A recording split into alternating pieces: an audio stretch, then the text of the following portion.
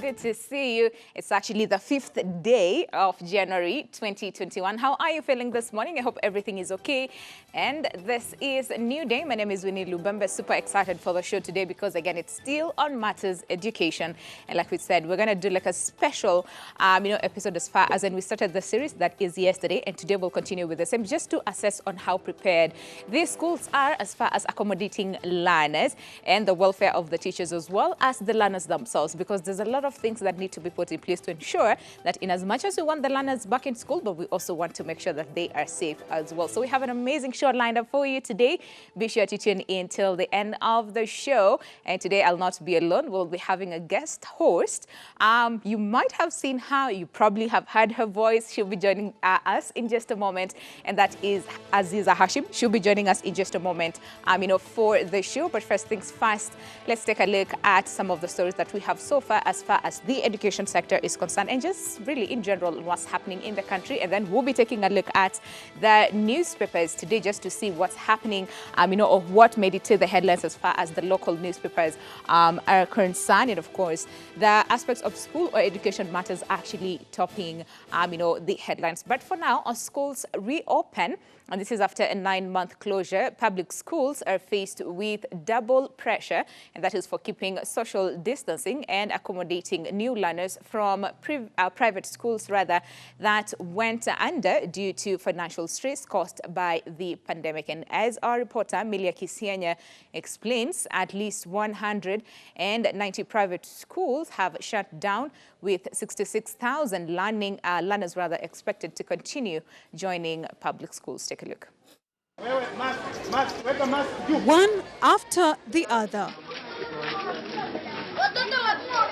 Learners slowly trickling in back to class following the resumption of learning activities by the Ministry of Education. The cost of education seeing parents, teachers and learners all in one accord, making efforts to settle in classes. At Kawangware Primary School in Nairobi, the situation being no different, except for the increasing pressure of new learners being admitted from private schools. The process forcing Julius Karanja, the school principal, to step in with the effort of putting things in order, whilst easing the pressure from the new parents burdened with where their children will learn. Na mali alikuwa anasomea ilifungwa. So nimedecide kuja hapa sababu ni shule ya serikali. At least ili tusaidike kama wazazi. Nimeambiwa walishachukua watoto wengine. Umeona? So I don't know kama principal ametuambia ameenda kudiscuss na walimu kama anaweza kuadmit. Kwa saizi private wameongeza tu sana hiyo karo ya shule. So wameongeza vile wameongeza sasa, mtu unaona kwa saizi tunaelewa vile kuko situation vile iko. Sasa tumeambiwa tusubiri tuone vile kutaendelea, kwa maana wanasema wanaweza chukua ama shule imejaa kulingana na social distance. According to Karanja, the reopening process aimed at restoring the lost academic year has instead proved to be a strenuous activity for them, with the influx of learners. 2,300. That's my estimate. That's the highest I can go. Not beyond that. Yeah, the numbers are big because every one class has an average of 97. An average. Kawangware is a funny area because the school's the neighboring academies have all locked, have all closed up. So we are only left as the only facility to handle the parents. That's the only advantage that we have. And with only 70 desks and few classrooms for the over 2,000 learners, effective COVID-19 protocols giving the teachers on course a hard time. But now our advantage is also our disadvantage because we don't have enough teachers. We don't have enough space as in terms of social distancing. So ningeomba kama serikali wanatusikia mahali walipo, watujengee hata kama tumabati, waingize watoto. Meanwhile, for the private schools in the country that were hit hard by the pandemic, according to their umbrella body, the Kenya Private School Association, through its chair, Peter Ndoro, they're still yet to receive the government economic stimulus package promised to cushion them last year. So far, at least 190 private schools have shut down since the COVID-19 pandemic struck the country last year, with over 66,000 learners from private schools expected to seek alternative in public schools. Well, the train on the resumption of learning activities has finally left the station. However, the increasing numbers of learners versus the less classes now proving to be a challenge for the Ministry of Education to effect the COVID-19 protocols. Milia Kisenya for Ebru TV. And still on the same section of learners in Bunyala Sub-County, Busia County, bearing the burden of not accessing their school that was affected by floods in the area. Elsewhere in Samburu County, water scarcity has seen most learners fail to adhere to COVID-19 protocols as they resume back to class. As schools reopen, efforts to adhere to the COVID-19 protocols in Samburu County was not all rosy. This is after a section of schools within the county failed to adhere to the COVID-19 protocols due to water scarcity. Mararal DEB Primary School had only one empty 250-litre tank fitted with 4 taps to serve a population of more than 1,000 pupils. Parents now expressing fears that failure by the government to make adequate plans in ensuring schools have fully complied with the Ministry of Health's COVID-19 guidelines might expose their children to the risk of COVID-19 infections. Iweze kupata maji ni rahisi sana serikali ikiwa na nia ya kutaka wanafunzi wapate maji. Tuko na jeshi ambayo wako na marori ya kutoboa maji. Tuko na NYS. Serikali inaweza angalia kwa upande huo. Ihakikishe ya kwamba NYS na hata ni jeshi na pande zingine iweze kusaidia kudrill. Kuwe ati ni sheria ya kwamba kila shule inafaa kuwa na borehole yake. Wanafunzi ndio wameenda mashule, shule nyingi hazina maji. Elsewhere in Bunyala Sub-County in Busia County, learners and parents were forced to resume classes amidst floods that swept away their classrooms. The area education officer now appealing to the Ministry of Education and the government to look into the situation, especially Igigo Primary School that is next to River Nzoia and PP that has seen over 400 learners affected. Madarasa ambayo tunafaa tutumie na hawa watoto ni madarasa duni. Shule haina madarasa ambayo yanaweza saidia sana katika kusikia shule zinafunguliwa. Kuna watoto wengine ni wadogo hawezi pita kwa hii maji na tubidi sisi wazazi tuwazindikize ili wafike kwa shule. Na kwa sababu wengine hawezi pita wanaweza kuanguka kwa hiyo maji. Sasa tuna shida sana, tunaomba serikali itusaidie. Tumekuwa na changamoto kidogo sana sehemu za kusini mwa sub-county ambapo kuna River Nzoia na pia kuna Lake Victoria. So huko ndio tunakuta tuna changamoto kidogo hasa kuhusiana na kuvuka kwa maji kwa wanafunzi na walimu. Meanwhile, in other areas such as Mwingi, Roysambu, Eldoret and Voi, social distancing versus the influx of learners giving a hard time to the learners and teachers held uptight with the COVID-19 protocols. Classes even before are overcrowded unless you are going to organize the teaching in shifts. If it is going to be in shifts, so that shift 1 goes in the morning and the shift 2 goes in the afternoon. Per class, the smallest class in number we have is 75. 75, so you can imagine with 75 in a class, and we have got 16 classrooms. So it's really a challenge. We've received over 1,500 learners, but our total population is 2,499, which means we have received around 65%. So the remaining reported, but we expect them to report by tomorrow. When we had the class 8 and the grade 4, at least we had enough classes to accommodate all that big number. But now with the whole school around, that one's going to pose a challenge. Despite the government being bold in effecting learning smoothly amidst the challenges faced due to COVID-19 pandemic, calls to have the schools being streamlined with more classes and COVID-19 protocols continues to be raised. And still on the same, matatu operators in the country have defied the government's directive on increasing fares as students resume learning. However, the public transport operators who remain cautiously optimistic as they resume operations following the protocols given by the government announced robust measures targeting public service vehicles, that is PSVs, in order to curb accidents even as schools reopen. Wangoi Kamiru with more. Most of their passengers arrived at various bus terminals across the country but failed to secure a seat due to increased fare prices.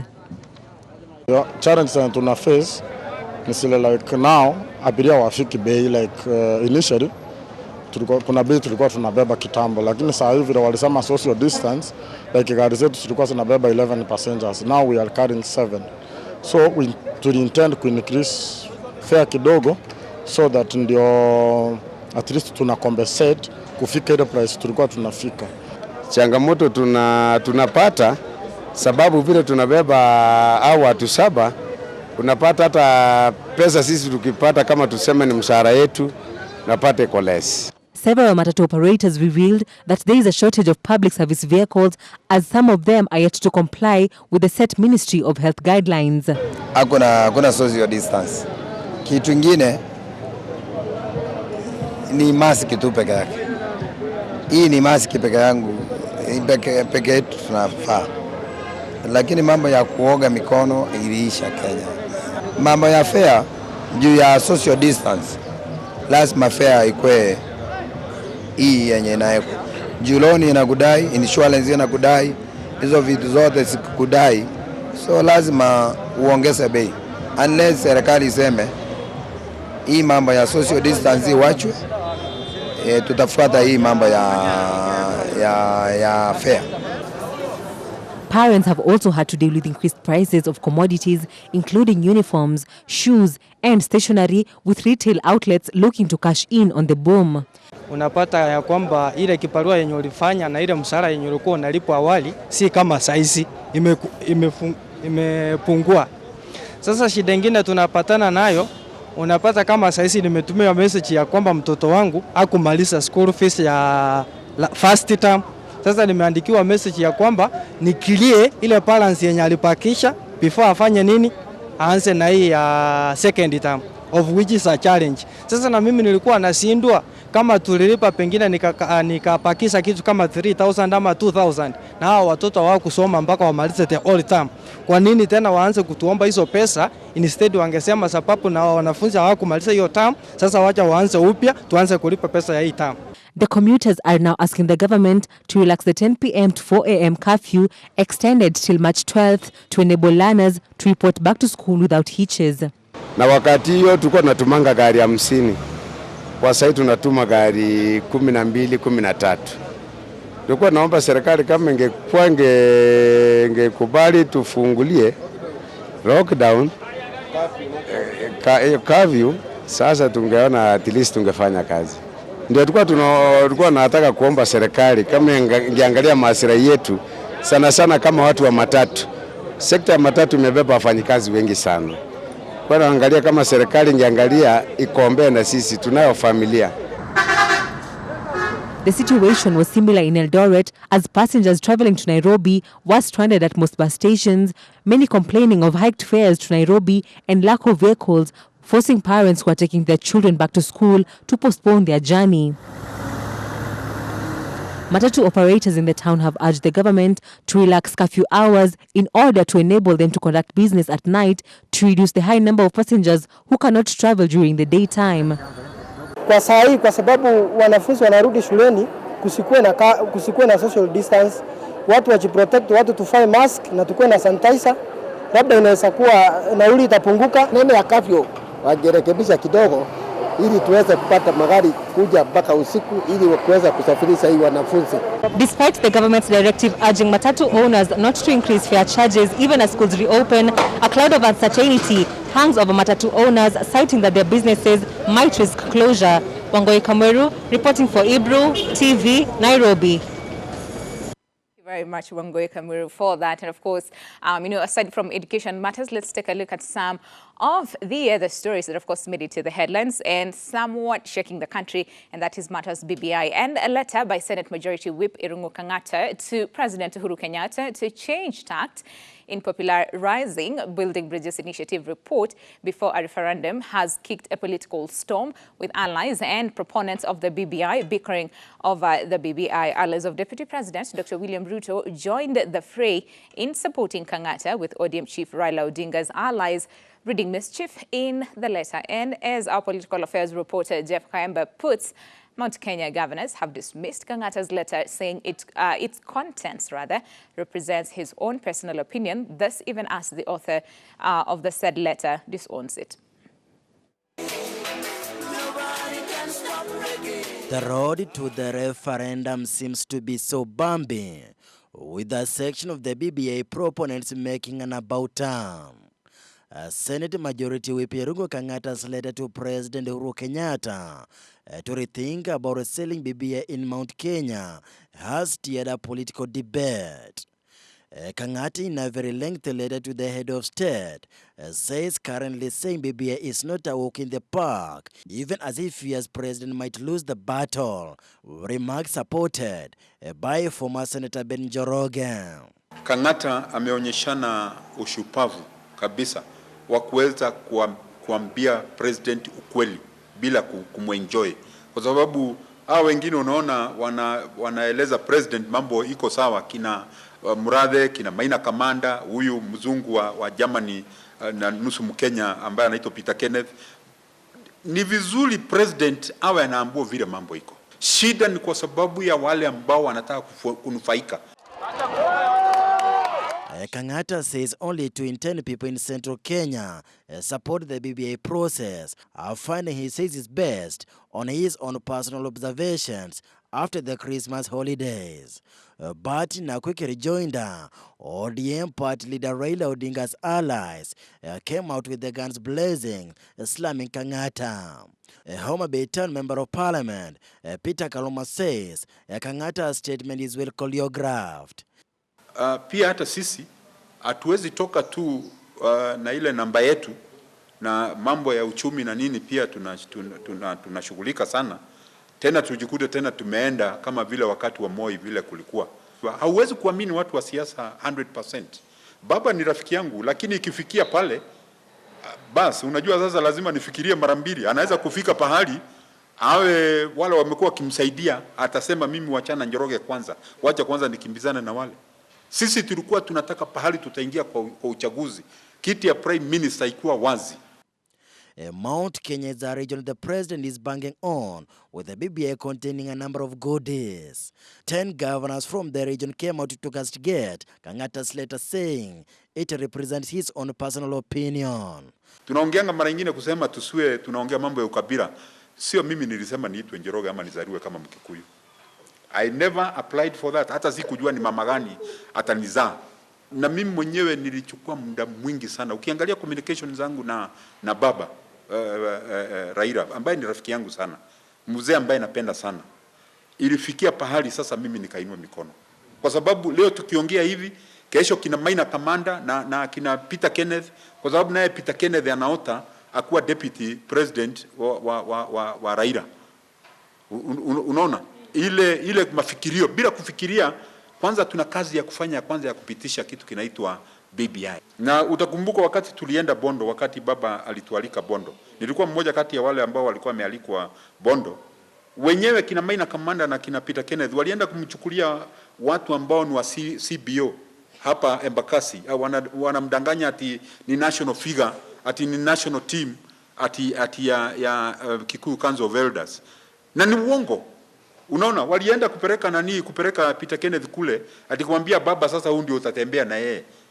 Kang'ata, who took over from the Nakuru Senator Susan Kihika, who was ousted as the wrangles in the ruling Jubilee Party intensify, noted that one of the factors affecting the popularity of the BBI report in the region was that it had been framed as a Jubilee factional agenda. despite remaining silent for the last 24 hours after the letter went viral. Kang'ata has once again come out to refute the letter, claiming that he is not the author. Reporting for Ebru TV, I'm Jeff Khaemba. And elsewhere, the High Court in Nairobi has suspended the Nairobi gubernatorial by-election slated for February 18th, pending hearing of various court cases. Justice Anthony Mrima on Monday suspended the special gazette notice issued by IEBC calling for a by-election in a case where impeached Governor Mike Sonko moved to court to challenge his removal, claiming that due process was not followed. The drama in seeking to find Nairobi's citizen #1 continues to play on. This is after the immediate former governor Mike Mbuvi Sonko was removed from office on account of abuse of office and inability to lead. So far, there are 3 cases in court in regards to the by-election. In one case, Sonko has challenged his removal, terming it as unconstitutional and one that did not meet the threshold of a removal. In another case, a Nairobi voter, Josephat Ngendo, wants the court to stop the upcoming gubernatorial by-election because of the coronavirus pandemic. In an application to the court, Ngendo wants the court to stop IEBC from conducting the by-election to replace Mike Mbuvi Sonko as the governor. He also wants to be enjoined in the case that was filed in court challenging the nomination of Anne Mwendwa as the deputy governor. Early last year, the High Court also issued orders barring the County Assembly from vetting the Deputy Governor of Nairobi County. Justice Mumbi Ngugi issued the order after the petitioner Peter Agoro argued that the nomination of Anne Mwendwa amounts to a direct affront to the orders issued against Governor Mike Mbuvi Sonko in December last year. Agoro said the nomination of Mwendwa poses a real likelihood of interfering with the prosecution witnesses as she is under the direct control of Sonko. Beyond the corridors of justice, the race to replace Sonko remains elusive, with Jubilee now rocked in a crisis after the Senate Minority Whip, Dr. Irungo Kang'ata, claimed the party is likely to lose the election. In a letter addressed to the president on the popularity of the BBI, Kang'ata says that the loss will have not so good political consequences, which could be used to permeate BBI and possibly torpedo it. Jubilee has fronted former Member of Parliament Dennis Waweru and Agnes Kagure to square it out with Bishop Margaret Wanjiru, who is believed to have the backing of Deputy President William Ruto for the seat.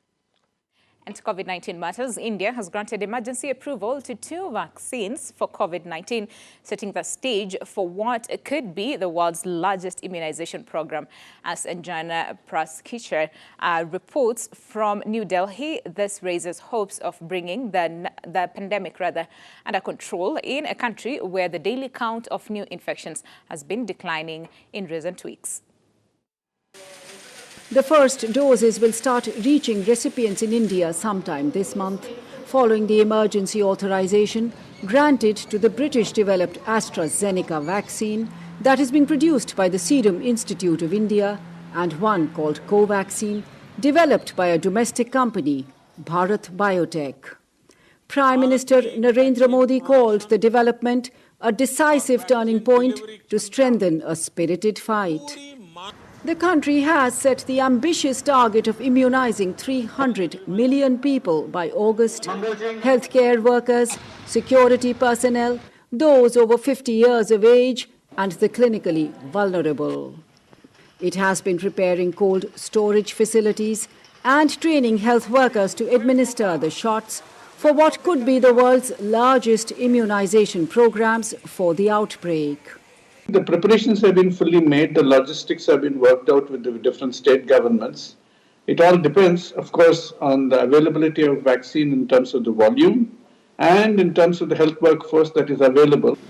The delivery system was tested with a nationwide dry run on Saturday. Our arrangements are satisfactory. We have waiting room, our vaccination room and monitoring area. India starts with an advantage. More than 50 million doses of the AstraZeneca vaccine have been stockpiled by the Serum Institute, the world's largest vaccine manufacturer. But questions have been raised over lack of adequate data for the domestically developed vaccine that is still undergoing stage 3 trials. Health experts, however, are optimistic. They say the vaccines will afford protection even from the highly transmissible mutant strain from Britain. About 30 such cases have raised worries at a time when new infections have been declining. The coronavirus causes the COVID-19 disease. The virus will not be able to evade those vaccine-induced immune mechanisms. So it is unlikely that there should be any significant problem over there. The vaccines bring hope to a country where the virus has infected more than 10 million people and claimed nearly 150,000 lives.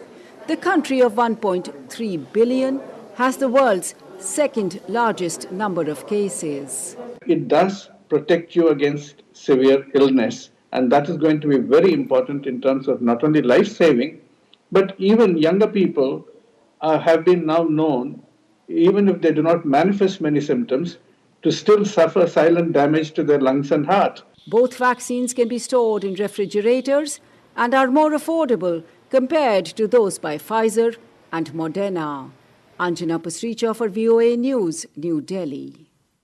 All right, and of course, let's put a pause on the stories and take a look at what's happening in the country and across the globe as far as the newspapers are concerned. And of course, like I said, today I'll not be alone. We have a guest host, and like I said, you have seen her, maybe not, but probably you've heard her voice right here on Ebru TV. And Aziza Hashim is the person. I was going to say is the girl. Welcome. How are you feeling today? I'm fine, thank you. You're well? I'm you look well. lovely. Oh my God, thank you so much. You're welcome. All right. This is how we do. This is how we do. First of all, welcome to the team. New day. Like we love visitors. We love to have new people on board, but we always have fun. But at the same time, talk about matters that are very, very important. In the country and even in the society. So it's an amazing show. So welcome on board. And thank you so much. It's quite amazing to finally get to work with you and to finally interact with the amazing viewers back at home. So we have a lot lined up for you as far as the dailies are concerned. All right. So would you want to do the honors? Of course. All right. So let's take us through what's happening on the front page. Okay. And of course, they will be, looking at the People Daily. What do we have? So on the first story that is making the headlines, we have schools that failed distance test on the first day. We all know that yesterday a lot of schools across the country reported back to school after a whole wasted academic calendar year. So students are back, but the big elephant in the room is social distancing has been quite a problem. And this has been seen when the CS Magoha, Professor Magoha, visited different schools and we could see the overcrowding. We hope that that in the schools will be sorted. And I can say, I mean, it was expected, and especially in public schools, where first of all, resources are very limited, right? So, and then you say learners need to go back to school, but then again, we've not looked into then the resources. Do we have enough classrooms? Do we have enough desks? Do we have? So it's interesting that even himself, he actually witnessed the same when he was in Kibra at Olympic Primary School, and he noticed, hey, the learners are in school, we do not have enough desks. He actually had to order for more desks while in the same school. So it shows you the magnitude, as far as then social distancing really, and we hope the is 140 concerned. desks are going to be taken because in as far as I think the government is trying their best, but there's a lot that needs to be done. There's a lot more that needs to be done with regard to social distancing because that is one of the most important COVID-19 protocols that needs to be observed. We can wear masks, we can sanitize as much as we want, but social distancing is one of the key. most important. It's very, very true. And of course, from the same, the learners across the country, like you said, were forced to breach COVID-19 protocols,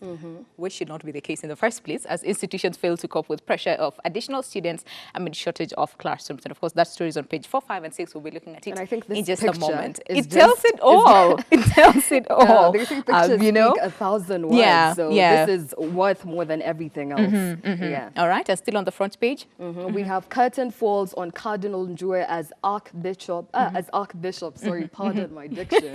As Archbishop of Nairobi. So the Vatican's announcement of the Nairobi Archbishop's resignation did not come as a surprise, owing to his failing health. It's so true. It's true. unfortunately, Yeah. he'll need to. He has already resigned. So that story will be continuing in page two. Of the same. All right. And of course, I mean, at the end of the day, he has attained the age of 75. So I think it's fair enough to have him rest. I think it's the age bracket for all exactly. Yes. That ukifika 75, that is the end of it's the time road. for you to rest. All right. And of course, that story, like we said, continues on page 2, where curtains come down on Jue as the Archbishop of Nairobi. And of course, the Vatican actually accepted his resignation. And then they announced that his retirement as the spiritual head of the Catholic Church of Kenya. And of course, just to look at a bit about Cardinal John Jue, you want to take us through the same? Yeah, it's looking at his history. He was, of course, born in 1944 in Kiriari village in Embu County. And he was appointed the Archbishop of Nairobi on October 6th, 2007. So he's basically served the Catholic community a great deal. And on November 24th, he was appointed as a cardinal, becoming the second Kenyan to hold the position after Cardinal Otunga. I think those are two great men when it comes to the Catholic field or the Catholic sector. So we appreciate the work that he did, and we hope the next person who's going to be appointed Archbishop is going to live up to the shoes of the great Cardinal Jue. Yeah, and I was reading yesterday, I mean, online, you know, as far as then his retirement and how people feel, first of all, about his retirement and his leadership.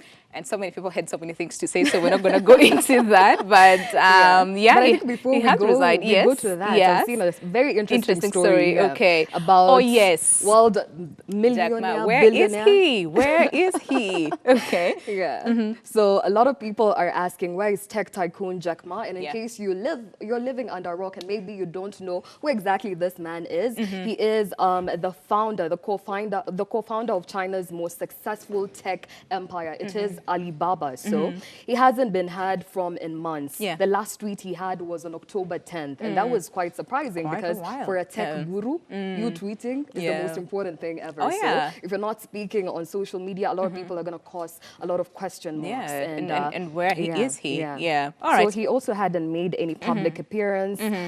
He also didn't show up as a judge to his show, his business show, where he has different people participating and sharing out different ideas. And he just didn't show. So people were like, where's this Where man? is he? And this actually comes after he criticized the Chinese government. So people are somewhat speculating. We do not want to say that that's what's happening.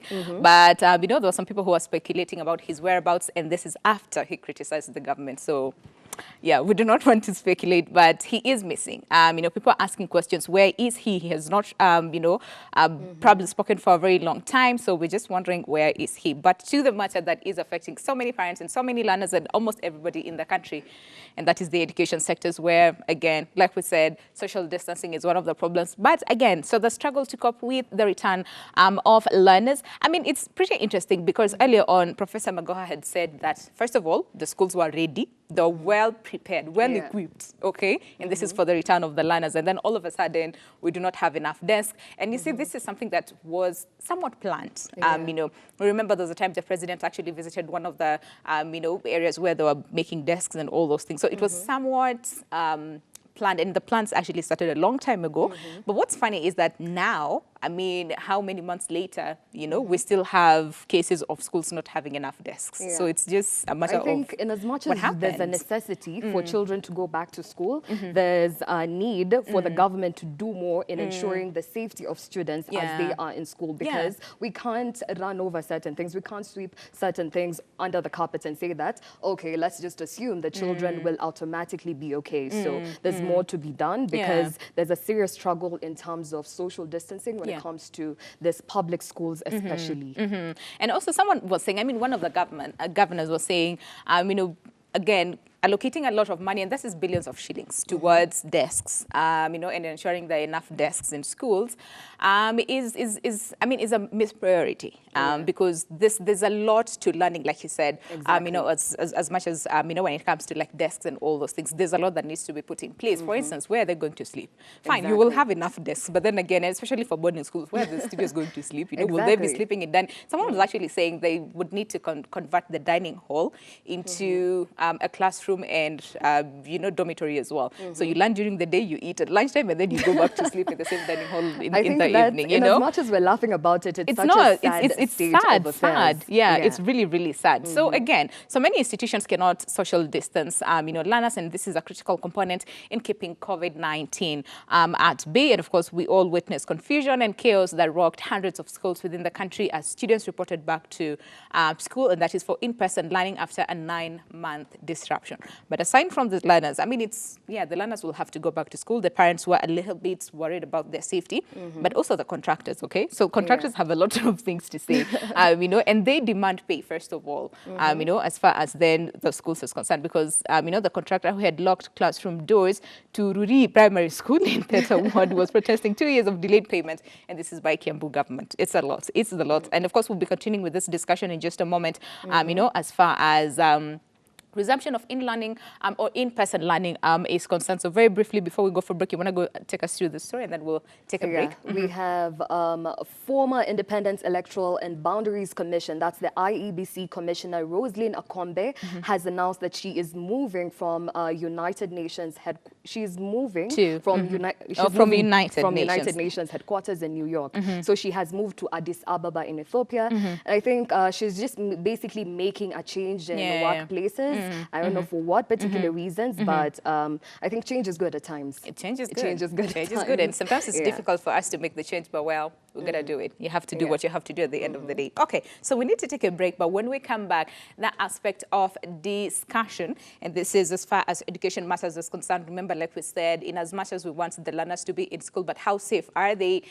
Do we have enough resources? The infrastructure as well, has it been put in place to ensure that in as much as they resume in-person learning, but they'll also be safe and learn, without further disruptions. And of course, that discussion is coming up in just a moment. Our guest for the day, we have Julius Kariuki, who is a school principal. We'll also be talking to Jasper Ondimo, who is an education expert, and Ottawa Sifuna, who is an education expert as well. So they'll help us understand how best can we, because now there's no going back, okay? The learners are already in school, so there's no going back. There's nothing we can do, but just to ensure that then they are safe. And of course, we'd also want to hear from you as a parent watching us. Do you feel safe that your child is in school?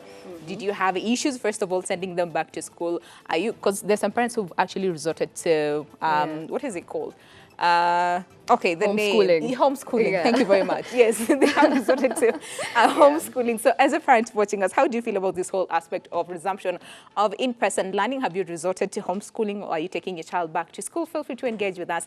Number is 0791478990. Send us an SMS as well on 40920, or use our WhatsApp number 0777672230, and let us know how you feel about this whole aspect of resumption of in-person learning. So you want to take us for the break, Aziza? Make sure that you interact with us. All right, welcome back. Glad you're still with us. This is New Day, and of course today it's a special episode, and we are discussing education matters. The learners have resumed classes, and of course this is over like 15 million learners who are expected to actually go back to school, and we hope that all of them have actually gone back to school, because there are a few concerns here and there as far as, some teenagers and of course teenage girls, some of them got pregnant during the period where they were at home, and of course some, other young men or boys, as well venturing into other businesses. So some of them were like, why go back to school when I'm actually earning money? So why go to school and spend a lot of time, in school and not getting anything, in return at the end of the day. So we hope like all the 15 million learners in the country have resumed classes. But aside from that, first of all, how safe are they, in schools? And second of all, do we have enough resources to ensure that in as much as, yes, they resumed learning, but learning will actually, all the operations in school will be running smoothly? Well, my guests are already on set, and remember, we invite you as well. We want to hear your views, and especially as a parent watching us from home. First of all, do you feel the learners are safe? Did you have issues taking them back to school? Have you done so, in the first place?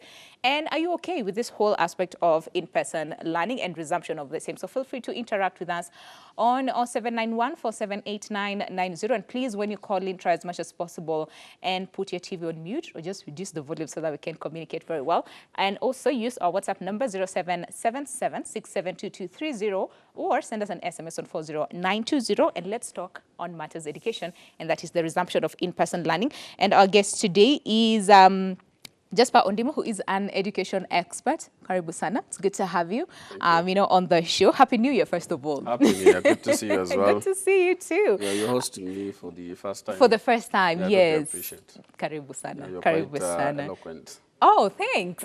Appreciate it. And of course, we also have Otto Sifuna, who is an education expert, joining us via Zoom. Good morning. It's not afternoon yet. Good morning. How are you today? Otto, can you hear me? Yes, Winnie, I'm getting you quite okay. I'm also glad to be part and parcel of this discussion, despite the fact that I'm navigating through lessons and also giving what is happening practically on the ground. Since we opened yesterday, it will be a pleasure to share the real experience as they unfold from the ground itself. As they say, the ground, maybe things are different. Okay, vitu ni different kwa ground. Okay, and it's very true because in as much as both the Education Ministry and of course Transport Ministry as well announced and issued a warning to all the public transport sector that they should not hike fares, but yesterday we saw a very different picture, and like you rightly put, vitu kwa ground zilikuwa different, and the big question is then why? Is it a problem of implementation when it comes to that? But before we even get to matters, transport and how the kids will be going to school, first of all, let's address the issue of just taking a look at the in-person learning, and I'll start with you, Jasper. Do you think this was a rushed decision, or it was about time that we have the learners back in school? Thank you. First, it was long overdue. Okay. To open schools. Kenya was among the very few countries in Africa that had not opened school or opening in January. Quite a number had opened in October. And there was no logical reason as to why this opening was postponed to this particular January. All right. Anybody would expect that the government ought to have opened on October because you look at our peers, they had opened schools, and even organizations like UNICEF told African governments to open schools because the kids were suffering at home. And therefore, and you look at even when we are opening this week, that is from yesterday, you realize that nothing really has changed since October up to now. Okay. So, I mean, in terms of? In terms of everything, in terms of preparing the schools to ensure that the learners, to come. So I think it's also a failure of leadership. I hoped that the CS could have explained to Kenyans why January was the best date to open. Okay. Because as I've said, that nothing really much has happened in schools. Yeah. You look at some schools, since March, nothing has happened except maybe Cleaning. Sweeping here and there, but clearing nothing bushes substantially has happened place. so far. Yeah, all right, and ground, as Otoa said.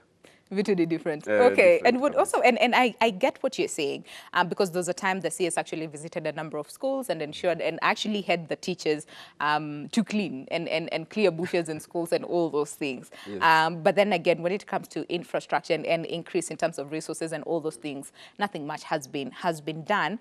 And before I talk to Otoa, there's a picture, not a picture, but there's a video that has been doing rounds, and this is of Baringo teachers in class. So let's take a look at that video, and then we'll be right back with Otoa to just give us his view as far as was this, about time that the learners go back to school, or we could have done this sooner. Take a look.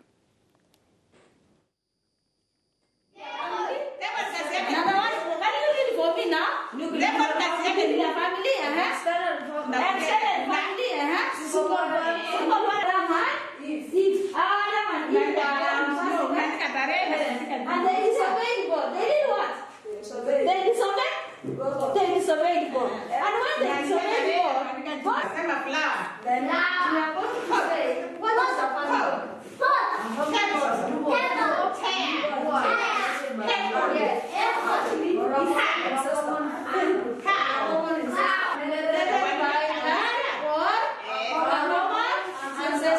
Then we have said the types of families. How many types of families do we have? There are so many. Yes. Can you stand up and just give us the three? We have the mother, the father, and the children. Now we have and the one that I added for you as three family. Are you together? So Yes. A common ancestor. So a family is a group of people who are related by blood or a common. Now, can you read it for me? A family is a when they were thrown out of the Garden of Eden. What happened when they were thrown? They were punished. They were punished. The man was told, father, children, and the children. There are how many people in this nuclear family? We are. Okay. Okay, first of all, what is happening? That is the question I'm asking. What is happening over there? And I want to take this to Ottawa. So if you're Ottawa, if you're there, did you get anything? Because these are two teachers in the same classroom, each of them teaching a different subject. Did you get anything? Did you hear anything from what the teachers said?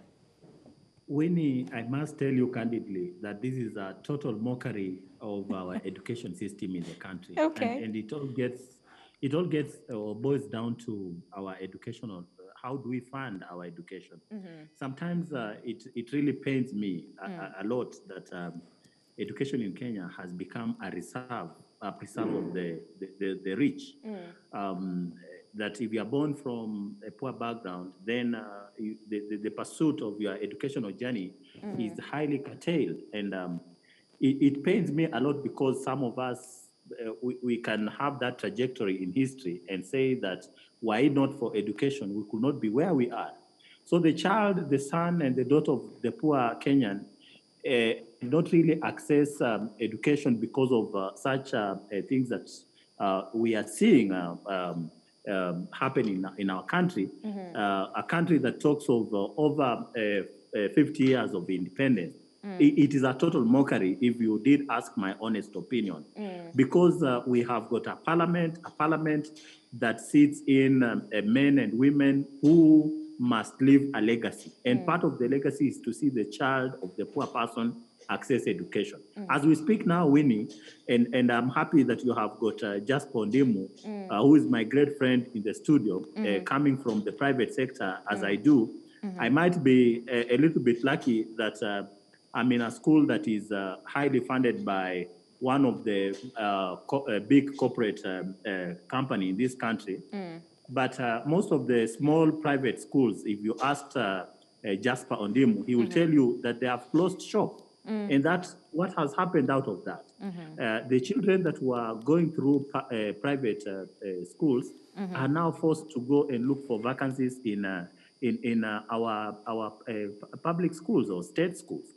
Now, when we devolved or when we got the new constitution, the government, what it sold, thought that it will not be wise to devolve education because this is a very sensitive organ of the government.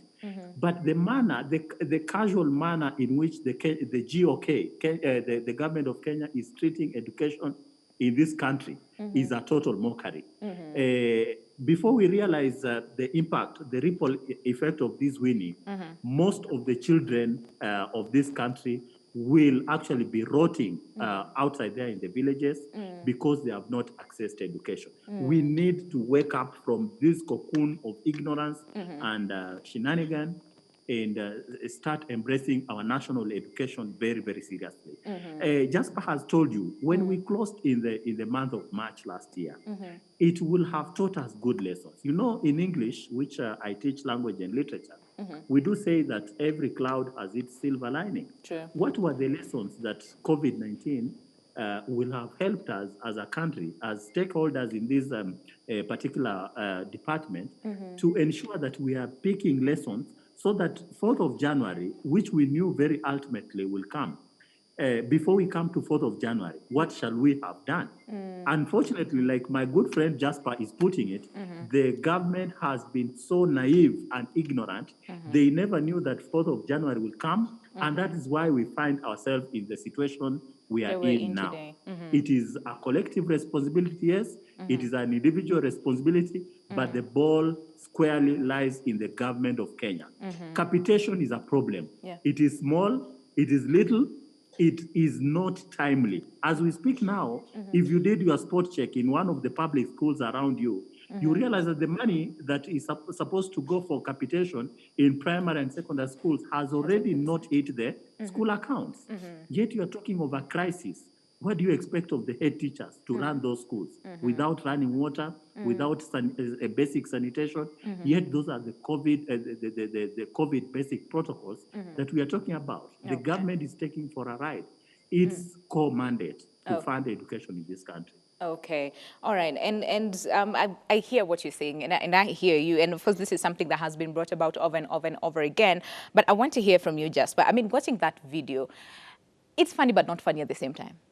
You know, it's sad, and there's some people who are saying, was that taken on a different level? You know, like did it have to be that way? You know, but for you, first of all, did you get anything from what the teachers were were teaching? I think I could get a few words from Father, mother, father, and mother, Adam. etc. Okay. But as Ms. Toto has pontificated, there is that it depicts the sad scenario in the country, our, especially the public education sector, Yeah. where we have very few classrooms, and as you can see, those are two teachers teaching perhaps different subjects, level of students. Yeah. As much as we will laugh about it, but it is really very sad.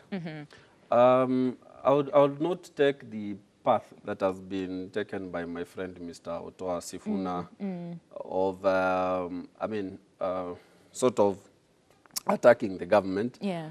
I'll choose to be optimistic. Okay. First, we need to understand that COVID-19 has brought several challenges. Yeah, and across all sectors, really. Yeah, across all sectors.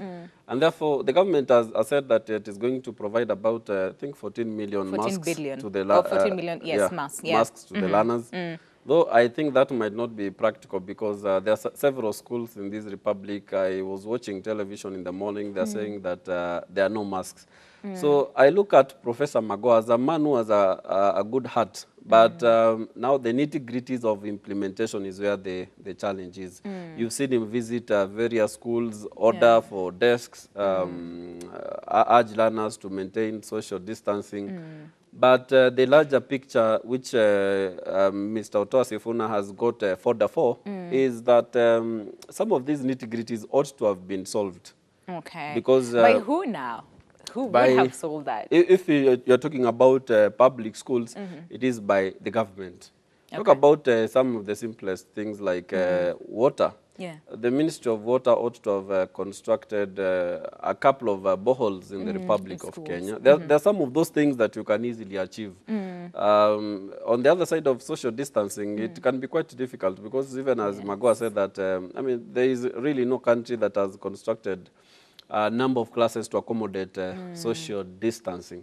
So I think we should call for sobriety and understanding, and even the media. You know, you've seen sometimes the media going to a particular school, it is crowded, and then they say, oh, there is no social distancing here. This is a COVID breeding center and all that. But I think we need to be positive because nothing really, we are not going to do anything about it right now. No, we can do a lot of things.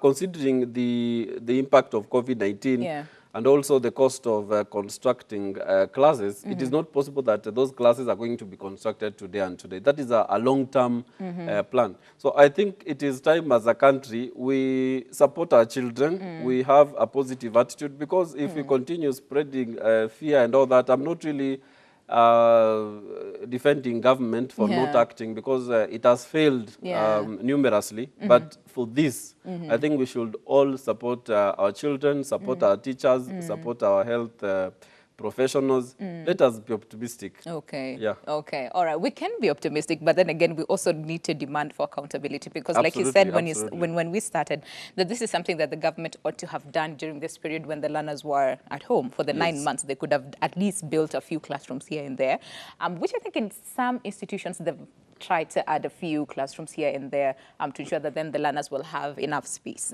you know, to learn. But something that, again, Professor Magoha said that I think put so many people as a very awkward position was the fact that he said, I mean, you can utilize the space that you have in schools. You can also try and do learning, in open spaces. If anything, this is what he said, that it's quite much safer, to learn outside as compared to indoors. And of course, one of the governors, I was listening to him yesterday, he said, fine, we can have the learners actually outside. But then again, especially for boarding schools, then are they going to sleep outside? Are they going to, what's going to happen aside from, it's not just learning, but what happens to all the other, areas of the same. And I want to bring in Otor in on the same, as far as then the professors' utterances, where you can be creative and utilize whatever resources is there to ensure that then the learners are in school. What do you feel about that, Otor? And I like it when you engage my good friend Jasper on matters, pragmatism and reality. We cannot purport that we must sugarcoat our sentiments by not telling the government what it should do. We pay taxes. When school fees is paid, a good chunk of it goes to revenue collected by the government. And most importantly, the government, once it's sold, must preserve its integrity and position to the citizenry. So for my good friend Jasper to hold brief of the Kenyan government and say that we must not remind them of their responsibility, I think this is a serious conversation that we really need to be candid about. For the first time, I think I should support partly the professor's sentiments. Kenyan teachers are very innovative. We have been and remain the most innovative teachers in this country, and no wonder some of the global awards have actually gone to the Kenyan teacher. The Kenyan teacher is very dynamic. He's very intelligent. And you can see even from the video that you are having, Winnie, in as much as it portrays a very sorry state in the country, it tells you that the Kenyan teacher can go outside his or her way to ensure that poor learner from the remote wherever is accessing education. However, we must call a spade a spade. We must go to the roots and ask ourselves, where did the rain start beating us? And basically, the rain started beating us. Immediately, we stopped as a government to start planning. They say in English, failure to plan is planning to fail. And in that regard, I think the way in which our Kenyan government, and especially through the executive arm and legislative arm, they have relegated and taken casually the educational planning and financing. From the very day that the parliament sits to appropriate funds through budgetary allocation, that is where the problem starts. I'm saying so because look at even the teacher-student ratio. It is so astronomical in this country. We are talking of almost a deficit of 100,000 teachers in public schools. And that tells you that in as much as we would really want to innovate and take students out under the trees and erect tents outside there, but where are the teachers going to come from? For us to ensure that 1.5 meter social distance is achieved, you need enough manpower. There isn't enough manpower as we speak. The teachers that we have in this country are very few. The COVID-19 has even exacerbated the whole problem, whereby the teachers that are 58 years and above, and they have been bracketed as the most vulnerable, and they need even to be laid off because of the prevailing circumstance, it will worsen the problem. If you look at the Teacher Service Commission employing 5,000 teachers and a paltry 10,000 intern teachers, I think that is a drop in the ocean. They are trying, yes, but they are not trying as much as the common mwananchi would say that my Kenyan government is supplementing my effort. Winnie, it is important that we ensure that trust is instilled in the parents. When you, I don't know if you are a parent yet, Winnie, if you have a son or a daughter, but the hearts of the Kenyan parent really goes out to their children from the very day or hour that they leave the journey to school. First of all, our public transportation is a big problem. Our individual and collective behavior as Kenyans is also contributing to this. Look at the madness that is happening in the matatu industry. When this child arrives in school, what are the basic sanitary measures that will make sure that your son and daughter is safe in school? So that is the challenge that the Kenyan parent is asking. The problem has been compounded by the fact that COVID-19 relegated most of the Kenyan parent to joblessness, and there is no tangible source of income. Most of them have been relegated to unemployment. And therefore, you have seen even the students that were learning here in Nairobi and other parts of big cities like Mombasa, they have been pushed to the villages, where now the schools are becoming much more full beyond the carrying capacity. And that is the questions that the Kenyan government must ask. Where were they when these the things were going to the dogs? And when we ask these questions, just Pondimu must be magnanimous enough to say that these are serious questions that beg answers. Not that we are holding brief for the government. We must remind our Kenyan government. If a country like Rwanda, a smaller country like Rwanda just across here, can build 22,000 classrooms, what of Kenya that prides itself of at least a tangible GDP? It should have done better than that. All right. And that's the questions we are putting to the Kenyan government. Okay, but we are here and the learners are already in school. So really, asking the government where they were when, before before they forced the learners to go back to school, where they were, I think it's a bit too late in terms of asking them where they were, because we need action now. The learners are already in school, so we need to, like you said, to be innovative and work hand in hand to ensure that then the learners actually do not feel, the pinch as far as getting back to school is concerned. And one of the things that you've pointed, Ottawa, is that aspect of funding. And Education CS said, 14 billion shillings will actually be distributed to all secondary schools and 4 billion shillings to primary schools. But then again, that has not been done at the moment. And he said the money will actually reach the school's account by the end of the week, and asked the head teachers, first of all, to be a little bit, lenient as far as accepting, first of all, the learners in school, but also ensuring that they do not send them back home. And that is as far as if they don't have the money. But what do you have to say to this? How are the schools then going to run, for this period before the money hits their account, and let's say the learners probably go to school without enough money to assist? It is quite unfortunate. And let me give a small analogy. It is like someone who is married, the wife is pregnant. Yeah.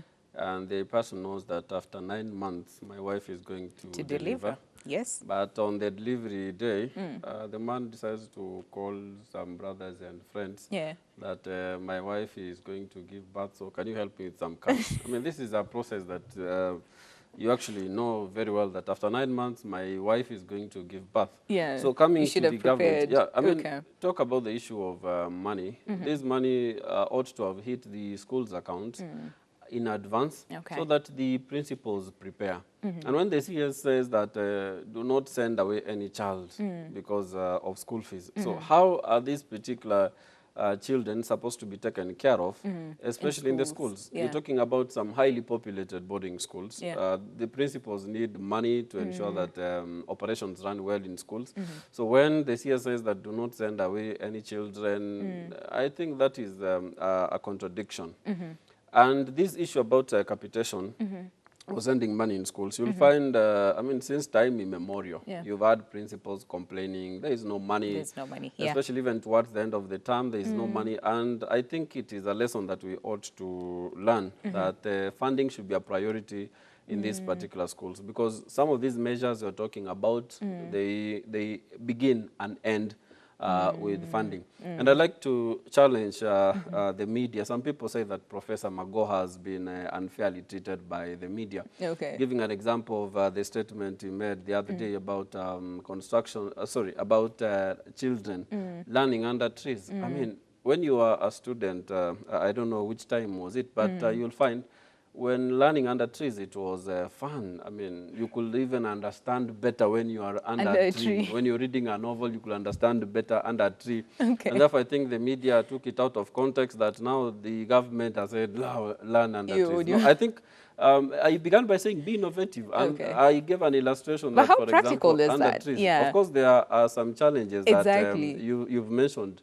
The issue of boarding schools, Mhm. but that particular statement cannot be taken to mean that that is now the ultimate policy of the government. It was just giving an example. And watching him, especially his after position, after yeah. Christmas, I think someone says that he has tried to redeem himself. Yeah. Because talk about the issue of desks, you saw that school like Olympic here, Yeah. there are no desks, so he has had to ensured that order the more desks are desks there. when he was in school, He's yeah. visiting various schools, but which is, I mean, an unfortunate type of leadership, because you can imagine if in 2022 Professor Magoha is not there, someone is there, so he's going to inspect. I think he needs to create systems.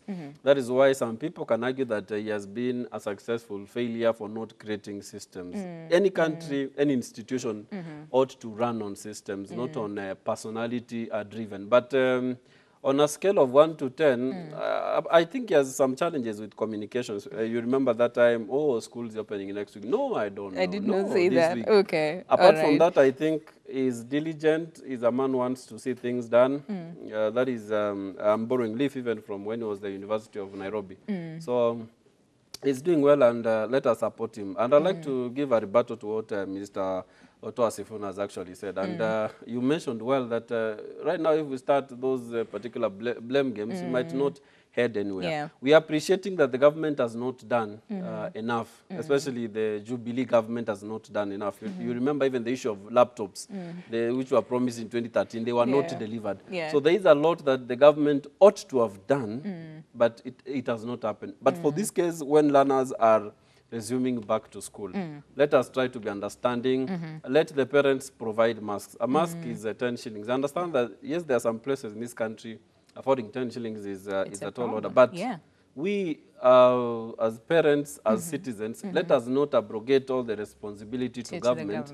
Like Mr. Otoa is actually doing. He didn't mention any teacher, any parent, any learner responsibility. So it is also our initiative. Okay. Yeah. To do that. To support government. Okay. And I'm glad that I have two education experts, on set, so we can try find solutions, because we cannot agree. We cannot. I mean, the more we put or we do like blame game, really, we cannot achieve anything. So Otto, I want to come back to you in terms of fine.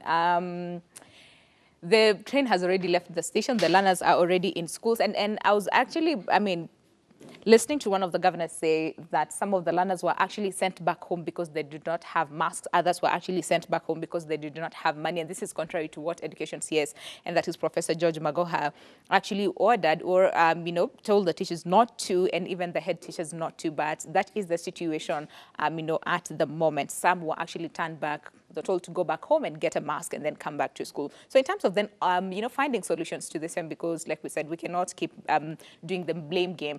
How innovative then can we be in terms of ensuring that the learners are in school? I understand, yes, having to convert either the dining hall or even having learners to actually study outside might be one of the measures that, can be employed to ensure that then at least we maintain that aspect of physical distancing. But then in terms of then the number of teachers, over 5,000 teachers were supposed to be employed.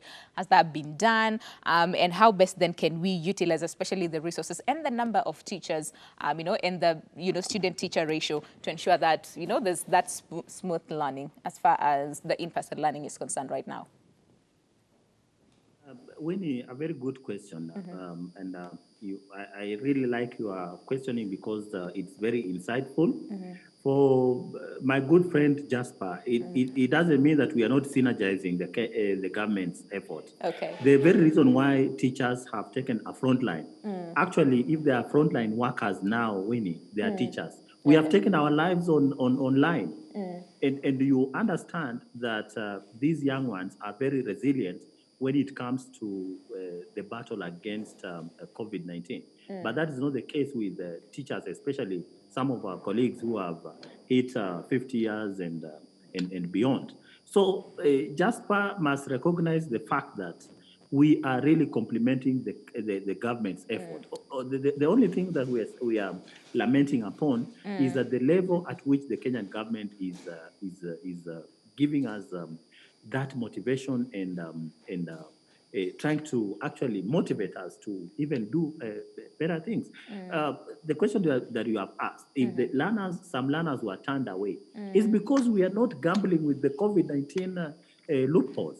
The Kenyan government, in its wisdom, said that the children who come from poor families, if they cannot afford the masks, they shall be provided with. So I think, like Jasper is saying, you know, Jasper is blowing hot and cold. At one time, he comes to the reality, but in some substantial percentage, he behaves like the ostrich that buries its head into the sand. Okay. The Kenyan government must, and it has a duty to support the vulnerable. Okay. And for any teacher listening to me, I want to tell you that this is not the time to take chances. These young ones might survive the COVID-19.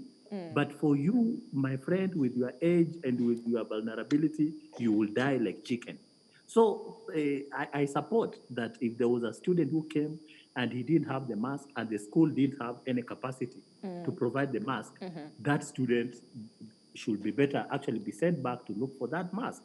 Because even if, Winnie, you became so magnanimous as a teacher, you can't provide masks for each and every student in your population. That's true. Yeah? Thermogan, in my evaluation here and there, I realized that a good thermogan goes at 3,600 Kenyan shillings. So even if you wanted to, how much can you go to dip into your own pocket to supplement the roles played by public budgetary requirement? So the Kenyan government must and should have realized that schools were to open on Monday. And they should have disbursed the funds some few days to that, so that the head teachers Can and be the able to buy principals in the masks. secondary could have done, procured some of these basic things. But very quickly, all of us have a duty of care, Winnie. We must make sure that our learners are safe, and we must also make sure of paramount importance is our own safety as teachers is also taken care of. So that is why when a teacher takes things seriously, he must actually be respected. The doctors the other day said, no. The circumstances under which we are working is very precarious. And the government had their prayer. And that's why they called off the strike. For us, we are saying we are not going to strike. We will deal, we will be innovative, we are magnanimous, we are so humanistic, but we are calling upon our good government to support us. Okay. And you realize that I have talked about motivating teachers in this country. Actually, because of all these sacrifices that we are making to make sure that we are working under very difficult conditions, the Kenyan government must realize that the role played by a teacher is very crucial. So starting even with the basic pay that the Kenyan teacher gets in this country, and I'm telling you, Winnie, if you realize how much a Kenyan teacher earns, you will actually pity some of them. Most of them are overburdened with loans, and the car home net salary is actually, it's not even peasant, it's sim. And on that note, you realize that other jurisdictions have taken the role of a teacher very important. seriously. The teacher is well motivated, the teacher is well protected, and when I talk of protection, I mean about even the national medical cover given to the teachers. Okay. The Aeon Minet has been having issues all along, and that is the national insurance cover that is given to the teacher. To the teachers. When a teacher even has a headache or malaria, Aeon Minet cannot even provide for that. Yeah. And therefore, this is the person you want to be, because all said and done, teaching and learning cannot happen in isolation. That's You true. must, that proximity to the learner must always be there. Okay. And I'm talking with a heavy heart, because we are preparing these learners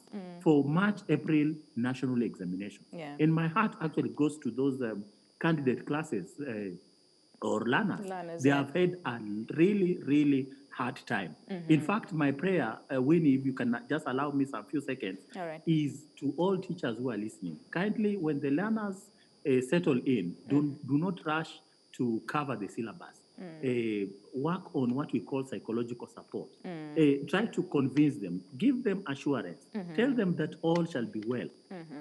Otherwise, we are talking of 9 months, and a lot of things have happened, Winnie. Yeah, during the You 9 candidly pointed out that most of our girls are coming in pregnant, most of our boys are coming in, yet they have been taking care of their parents at home, doing menial jobs like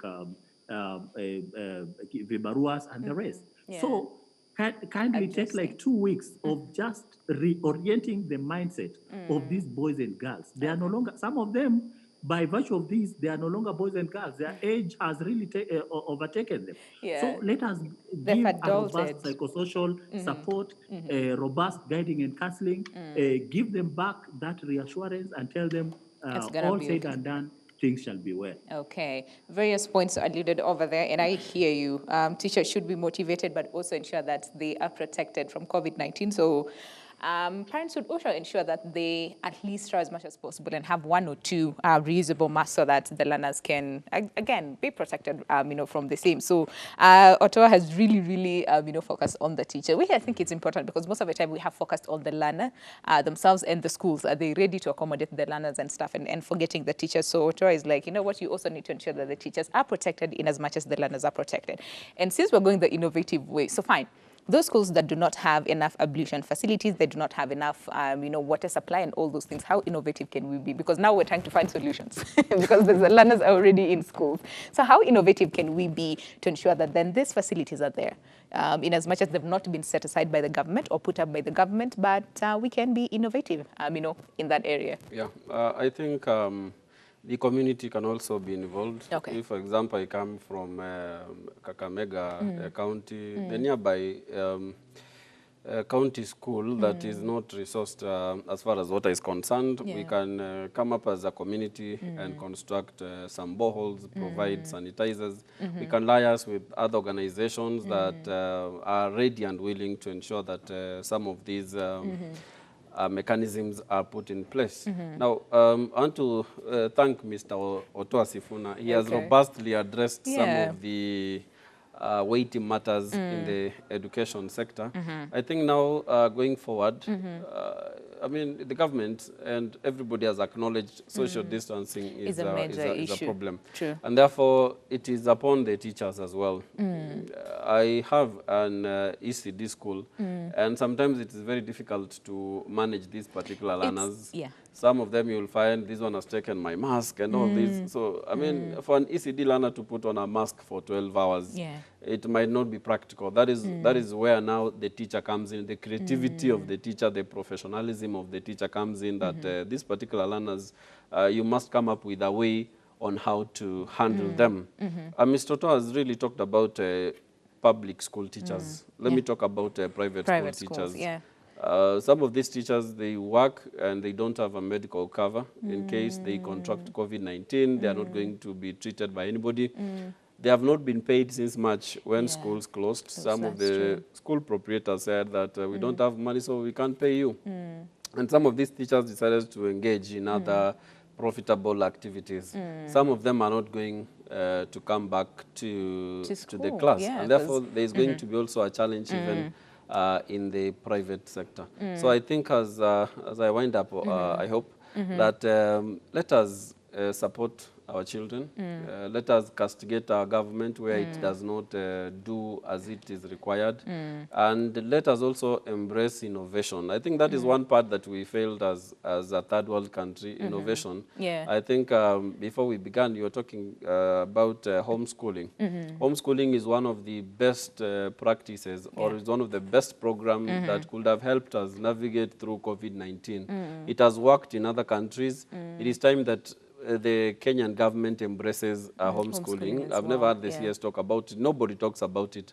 But it is yet another area that has a lot of potential to even remove the burden from Yeah, the from government. the If you government, have a good number of children learning at home, then you will ease the pressure in private schools and public schools. So that path of innovation, I hope that one day we are going to get a leader whose heart will be on how to implement innovation in our schools. Yeah, and also Tua has mentioned something which I think is very critical, because in as much as yes, we're focusing on learners going back to school, in-person learning, but also we're forgetting their mental, well-being. Because like Tua said, I mean, we've had girls who got pregnant when they were at home. The boys sometimes were forced to actually do menial jobs just to support their parents because so many people lost their income. So now adjusting becomes a problem. For the learners, because this person, alikuwa amekaa nyumbani for a long time. So wamezoea atamka whatever time they wanted to wake up, go to sleep, whatever time they want to, probably if they had like a source of income, so they know what they're supposed to do. But now you are confining them into a school, and especially if it's a boarding school, you have to be there the entire time and all those, so adjusting. What would you say? And we have very few minutes left before we end the show. So yeah, adjusting and just ensuring that the learners, and especially for the candidates, like Ochoa said, adjusting and also ensuring that their mental well-being is taken care of. In the training of teachers in universities, teachers are taught about psychology of learners, how to understand them, because a learner who is settled psychologically learns very well. So therefore, it is incumbent upon the teachers, to focus on the psychological aspect of these learners, because you can emphasize more on getting grades. At the end of the day, you lose this particular learner. You've mentioned about learners who have become pregnant, especially in some areas like Kilifi, where a high number of girls became pregnant. And therefore, as I've said, that it is incumbent of the government, the administrators, the churches, the non-government organizations to help in supporting these particular learners. So the point there is that teachers, you can take even, some 3 days talking to learners, so that they are trying to adjust to the school environment. Yes. All right. And Ochoa, what would you have to say, towards the same, and that is ensuring that then the learners are adjusting well, and also, like, should we have like a few counselors here and there in school just to ensure that and especially because some learners have actually lost their relatives to COVID-19, maybe some have lost their parents as well to COVID-19. So what would you say as far as just taking care of the mental well-being of the learners? And I think I'll take that as your passing shot. Yeah, Winnie, I think the role of a teacher becomes, right now, we go back to the drawing board, and it ceases just being a curriculum implementer, but it goes down to other myriad of roles. I think growing up in school or going to school, there was this conventional teacher who will come in lashing and all derogatory manner, especially if you have not done the right thing. I remember some of the students will be coming in with added weight and all that. So let us avoid the negative statements to the students, such as, we now umenona kama nguruwe, sijui nini nauna akili. Such like statements are going to aggravate the problem. And like Jasper says, if we cannot work with this boy or with this girl, there is a lot of, in psychology, it's called defensive mechanism. And we have realized that some students have actually gone to very irrational heights and even committed suicide.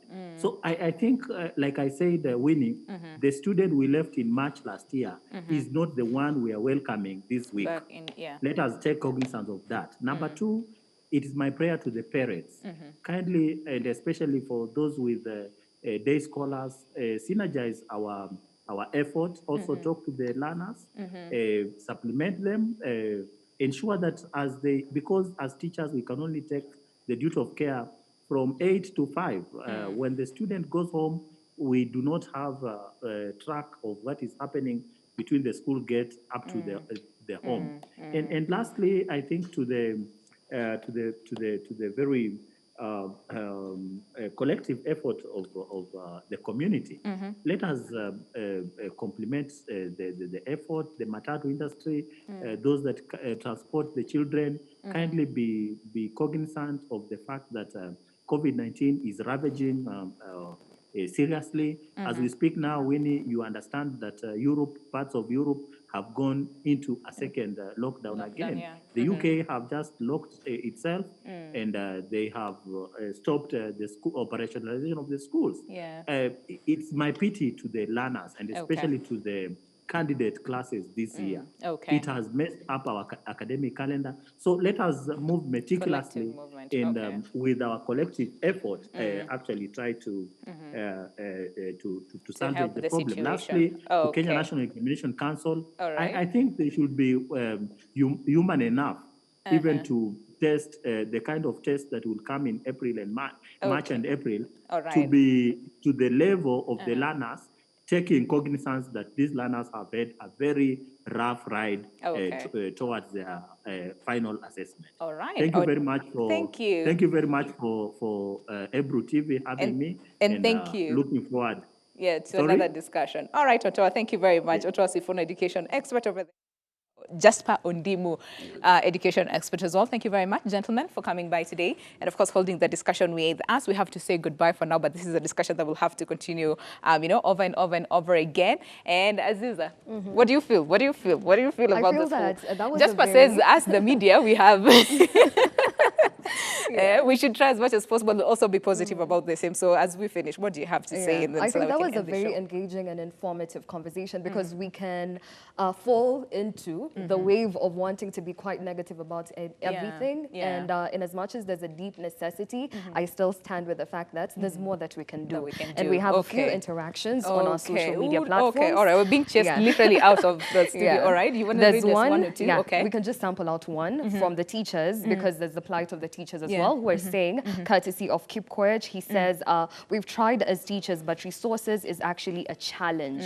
One cannot manage to control over 60 students on his or her own. So that is the plight of the teachers as far as the school reopening conversation is concerned. All right. Okay. And in the interest of time, we have to say goodbye. We understand the plight of the teachers as well, but the situation is as it is at the moment. So I think this is a conversation that we need to talk about over and over and over again to find solutions. Absolutely. Okay. So my name is Winnie Lubembe on behalf of Aziza Hashim. Okay. Aziza will actually be with us for the entire week, and then the next week she will be doing this alone. So Aziza, she's ready for the task. She's ready for the task, but we have to say goodbye for now. Have yourselves a lovely day ahead, and of course we'll see you tomorrow, same time, same place. Goodbye for now.